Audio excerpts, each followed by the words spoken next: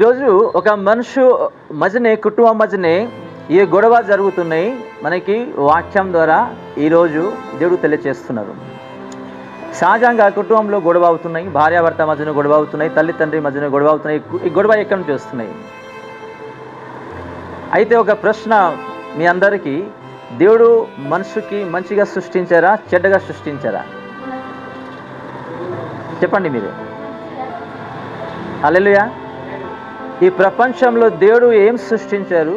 ప్రతి ఒక్క సృష్టి పరిశుద్ధంగా దేవుడు సృష్టించారు. ఆ సృష్టిని ఎవరు పాడు చేస్తున్నారు? ఇప్పుడు ఎవరు పాడు చేస్తున్నారు? సైతాను. ఇప్పుడు మనుషు మధ్యనే గొడవలు, కుటుంబంలో గొడవలు, ఇవన్నీ ఎవరి ద్వారా అవుతుంది? సహజంగా మేము ఏమంటాము? నా భార్య బాగాలేదు, నా భర్త బాగాలేదు, అంతే కదా, నా తల్లి తండ్రి బాగాలేరు, నా పిల్లలు బాగాలేరు, అలాగే అంటాము. కానీ దేవుడు వాక్యం ఈరోజు ఏం నేర్పిస్తుంది మనకి? ఈరోజు ఏమైతే భూమిలో జరుగుతున్నాయి అన్నీ సైతాన్ చేస్తుంది. అందుకే ప్రతిరోజు వాక్యం చదువుకోవాలి. దేవుడు వాక్యం ద్వారా మాకి తెలియచేస్తారు. సహజంగా ఒక పర్సన్ మీకు ఏదైనా ఒక మాట అన్నారు, ఒకవేళ మీరు బాధపడిపోతున్నారంటే మీకు వాక్యం తెలియదు.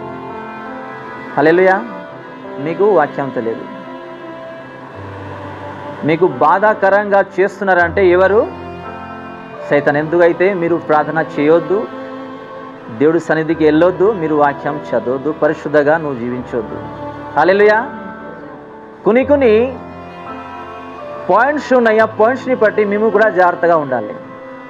లేకపోతే మా ఆత్మీయంగా అలాగే మా పరిశుద్ధత అన్నీ వేస్ట్ అయిపోద్ది. ఈరోజు ఈ భూమిలో మీరు ఎవరికైనా అడగండి, వాళ్ళ కుటుంబంలో రకరకాల సమస్య ఉంటుంది. ఈ సమస్య ఎక్కడి నుంచి వస్తుంది? ఎగ్జాంపుల్, ఒక కుటుంబంలో 4 ఉన్నారు. ఆ 4లో మేము అందరం కలిసి దేవుడి గురించి జీవించాలి, దేవుడి రాజ్యం గురించి జీవించాలి అని ప్రార్థనలు వాక్యంలో ఎత్తుకున్నప్పుడు, దేవుడు సన్నిధికి వచ్చినప్పుడు సైతాన్ ఏం చేస్తుంది అంటే వాళ్ళ మధ్యనే గొడవ చేపిస్తుంది.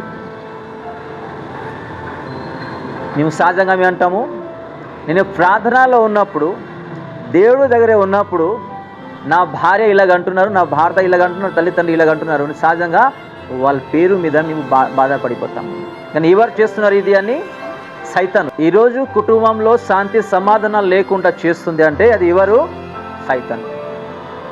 సహజంగా మేము ఏమంటున్నాము? నా తల్లిదండ్రి బాగాలేరు, నా భార్య భర్త, నా పిల్లలు బాగాలేదు అని మేము అంటాము. కానీ వాక్యం మనకి నేర్పిస్తుంది ఏమంటే, మేము కొట్లాడేది మేము కాదు, మనలో ఏ సైతాన్ అయితే ఉన్నాయి ఆ సైతాన్ మనకి అలా చేస్తుంది.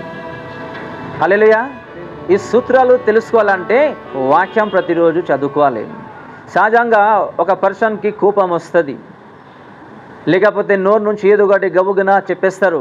అది ఎక్కడి నుంచి వస్తున్నాయి? సైతాన్ వల్లే, సైతాన్ ద్వారా. ఎందుకు అయితే మేము వాక్యం వింటున్నాము, కానీ వాక్యానుసారంగా మేము ఈరోజు జీవించలేదు కాబట్టి సైతాన్ ఏం చేస్తుంది మనకి? ఇలాంటి విషయంలో దేవుడు రాజ్యం నుంచి దూరం చేస్తుంది.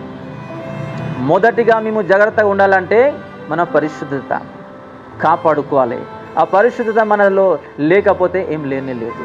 మీరు బాప్తిసం తీసుకోండి, మారు మనసు పొందుకోండి, మీరు ఎన్ని వారం దేవుడి సన్నిధికి రాండి, ప్రార్థన చేసుకోండి, ఉపవాసం చేసుకోండి. మనలో పరిశుద్ధత లేదంటే మేము పరలోకం వెళ్ళలేము. దేవుడు ఈ భూమిలో మీకు తిండి విషయం కానీ, రూమ్ రెంట్ విషయం అన్నీ ఇస్తారు. ఎందుకంటే దేవుడు అన్నారు, ఈ ప్రపంచంలో ఎన్ని పక్షులు ఉన్నారు వాళ్ళకి నేనే నా డాడీ పోషిస్తున్నారు, వాళ్ళకి లేకుండా మీరు శ్రేష్టమని చెప్తున్నారు.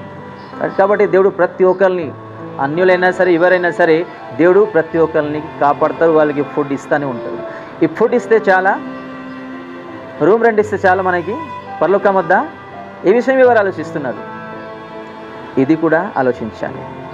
ఎంతకాలం మీ భూమిలో ఉంటాము చెప్పండి? మా అయితే 50, 60, 70, 80, దాని తర్వాత 80 కూడా బ్రతకడం మనకి మంచిది కాదు. ఎందుకు అయితే మీరు 80 years వరకు భూమిలో ఉన్నారు.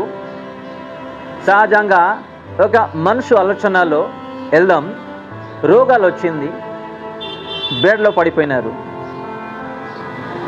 ఎవరు సేవ చేస్తారు చెప్పండి? ఎవరు సేవ చేస్తారు? ఎవరు కూడా చేయలేదు. 1 నెల, 2 నెల, 3 నెల, దాని తర్వాత ఎవరు కూడా చేయలేదు. కాబట్టి దేవుడిలో ఉండి పరిశుద్ధంగా జీవిస్తూ అతి తొందర ఈ భూమి నుంచి దేవుడి రాజ్యంకి మేము వెళ్ళిపోవాలి. హల్లెలూయా. మీరు ఎన్ని సంవత్సరం ఈ భూమిలో ఉంటారు, ఆ సంవత్సరం వరకు మీరు సైతాన్ వల్లే పరీక్షలో పడిపోతారు. అలాగే రకరకాల సమస్యలు సైతాన్ వల్లే మీ లైఫ్లో వస్తుంది. పెద్ద పెద్ద దైవజనులకైనా మీరు చూడండి, వాళ్ళ కుటుంబమైనా చూడండి, లేకపోతే సేవలో అయినా చూడండి, వాళ్ళు కూడా వస్తుంది. ప్రతి ఒక్కరికి వస్తుంది. జాగ్రత్తగా మా పరిశుద్ధతని, మా కుటుంబాన్ని కాపాడుకునే బాధ్యత మన చేతిలో ఉన్నాయి. ఇక్కడ చూస్తున్నాము, ఏదైతే ఈరోజు కుటుంబంలో చూస్తున్నాము, లేకపోతే ఈ భూమిలో చూస్తున్నాము, మనుషు మధ్యన ఏం జరుగుతున్నాయి అన్నీ ఎవరు చేస్తున్నారు? సైతాను. ఇప్పుడు యుద్ధం నడుస్తున్నాయి. ఇప్పుడు దేవుడు దయ వల్లే, ప్రతి ఒక్కరి ప్రార్థన వల్లే ఇప్పుడు ఆ యుద్ధం గురించి ఆగిపోయింది. హల్లెలూయా. ఆ యుద్ధం ఎవరు చేపిస్తున్నారు చెప్పండి? సైతాను. సహజంగా మేము ఏమంటాము?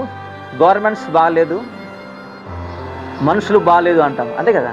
అయితే దేవుడు మనుషుకి ఒక చెడ్డగా సృష్టించారు కదా సహజంగా. హల్లెలూయా. చూడండి సైతాను టెక్నిక్. దేవుడు ఏదైతే సృష్టించారు వాళ్ళ మధ్యనే ఈరోజు గొడవలు,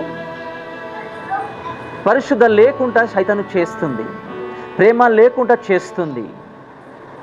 అంటే సైతాను ఒక ప్లాన్ చూడండి. ఈ అన్ని సైతాన్ ప్లాన్ నుంచి ఎస్కేప్ అవ్వాలంటే ఏం చేయాలి?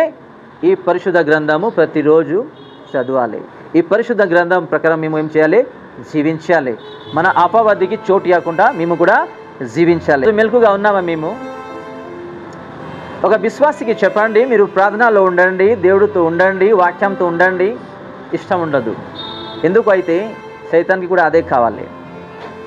లోకానుసారంగా జీవించండి అని చెప్పండి. 24 గంటల వాళ్ళ టీవీలో, ఫోన్లో, వేరే విషయంలో వాళ్ళు బిజీ ఉంటారు. కానీ ఈ వాక్యంలో మీరు బిజీ ఉండండి, ప్రార్థనలో బిజీ ఉండండి అని చెప్పండి. వాళ్ళకి ఇష్టం ఉండదు. అదే సైతానికి కావాలి. ఇది చదివితే మీకు జ్ఞానం వస్తుంది కదా, ఇది చదివితే మీకు దేవుడు మాట్లాడతారు కదా. సైతానికి ఇష్టం లేదు. సైతాన్ అలాగే చేస్తుంది అన్నమాట. కాబట్టి మేము కూడా సైతాన్ ఒక చలాకిని తెలుసుకోవాలంటే ఏం చేయాలి? ప్రతిరోజు వాక్యం చదువుకోవాలి, ప్రార్థన చేయాలి, పరిశుద్ధంగా జీవించాలి.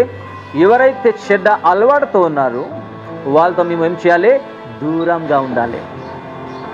అంటారు కదా సహజంగా, తాగుబోతుతో మీరు తిరిగితే మీరు ఏమైపోతారు? మీరు కూడా తాగుబోతు అయిపోతారు.